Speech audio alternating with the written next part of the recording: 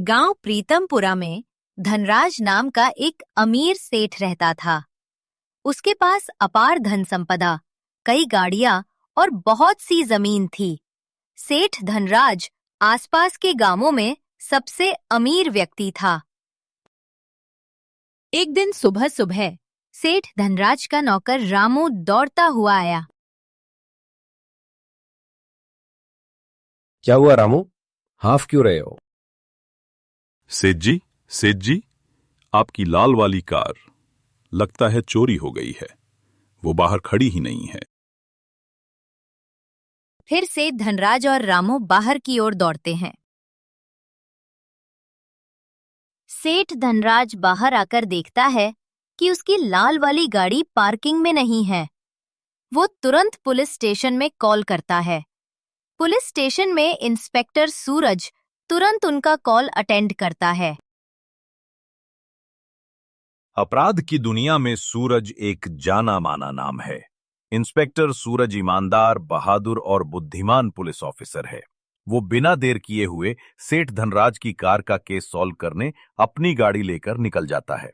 अपनी गाड़ी में वो सेठ धनराज के नौकर रामू, ड्राइवर बलुस्याही और उनके घर के गार्ड श्याम को बैठाकर पूछताछ के लिए पुलिस स्टेशन ले आता है।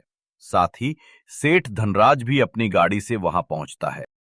इंस्पेक्टर सूरज ने सेठ धनराज, रामू, श्याम और बलुस्याही से बारी बारी से पूछताछ की। सबसे पहले सेठ धनराज बोले, इंस्पेक्टर साहब, मेरे नौकर रामू और गार्ड श्याम को गाड़ी चलानी नहीं आती। गाड़ी की देखभाल केवल बलुस्याही ही करता था। सूरज ने श्याम से पूछा, रात को ड्यूटी पर तुम क्या कर रहे थे? श्याम घबराते हुए बोला, सर, मेरी थोड़ी देर के लिए आंख लग गई थी। उसी दौरान कार चोरी हो गई। ये मेरी गलती है। फिर सूरज ने रामू से सवाल किया। रामू बोला, कल रात को मैं दिल्ली था सर। प्रीतमपुरा आज सुबह ही पहुंचा हूं। अब बारी थी बलुस्याही की। उसने कहा, रात को सेठ जी को घर छोड़कर मैं अपने घर चला गया था। उस समय गाड़ी यहीं खड़ी थी।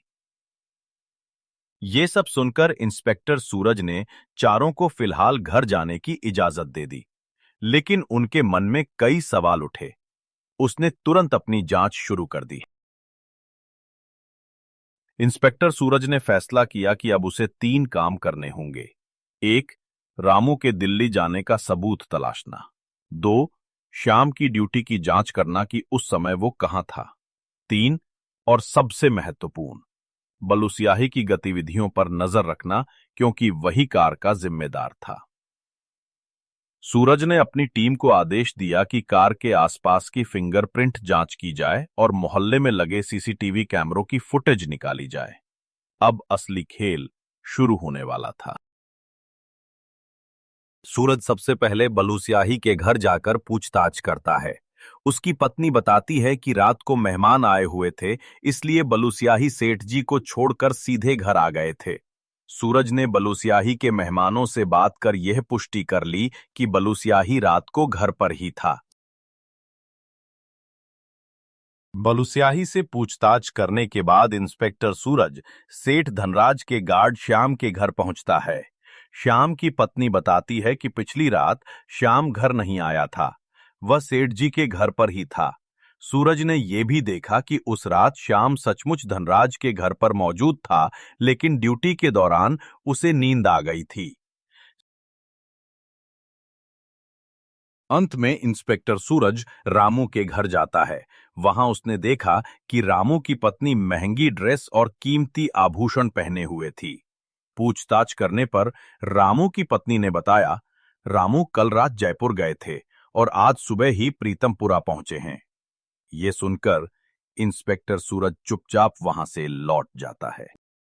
इंस्पेक्टर सूरज गांव के चौक में लगी किराने की दुकान पर सिगरेट लेने पहुंचा। सिगरेट लेते समय उसने दुकानदार से पूछा, तुम्हारी दुकान देर रात तक खुली रहती है, क्या तुमने कल रात कोई लाल रंग की कार देखी थी? दुकानदार बोला, साहब, कल देर रात तक मैं दुकान पर ही था। न तो कोई ग्राहक आया और न ही मैंने कोई लाल रंग की कार देखी।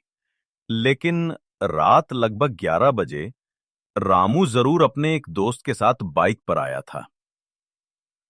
ये सुनते ही सूरज का दिमाग घूम गया। वो तुरंत अपनी कार स्टार्ट करता है और गांव के बाहर जंगल की ओर निकल जाता है। सूरज खुद से बड़बड़ाया, केस अब लगभग सुलझ चुका है, शक की सुई सीधी रामू पर टिक गई है। वो अपने मन में तर्क गिनाने लगा। एक, रामू की तनख्वाह सिर्फ एक नौकर की है, लेकिन उसकी पत्नी के महंगे कपड़े और गहने साफ इशारा करते हैं कि ये सब उसकी पहुंच से बाहर है।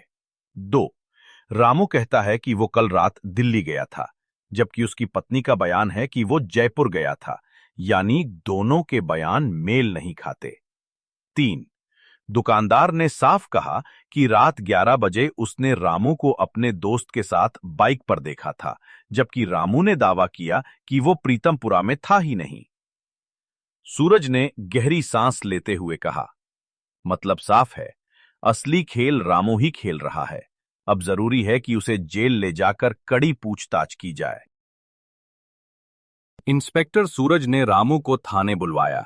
पूछताछ शुरू में नरमी से हुई, लेकिन जैसे ही सूरज ने अपनी तेज निगाहों से रामू को देखा और कुछ सख्ती दिखाई, रामू टूट गया।